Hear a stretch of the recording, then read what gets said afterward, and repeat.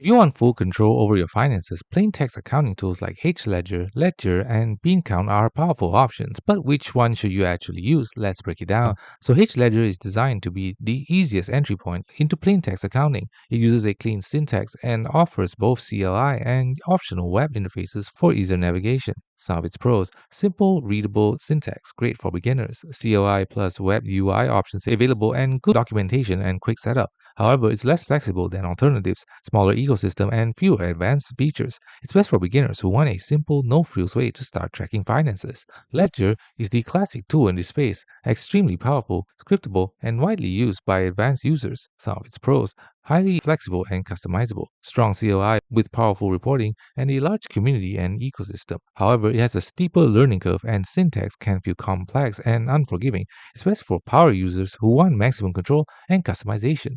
Beancount takes a more modern approach, focusing on automation and data validation with a Python-based ecosystem. Some of its pros: strong data validation and error checking, great automation with Python code tools, and clean structured workflow. However, it requires setup with Python tools and is not as beginner friendly as Hledger. It's best for users who want automation and structured financial tracking. So which one wins? Choose Hledger if you want something simple and beginner friendly. Choose Ledger if you want maximum power and flexibility, and choose Beancount if you prefer automation and structured workflows. Thanks for watching. Don't forget to like and subscribe for more videos.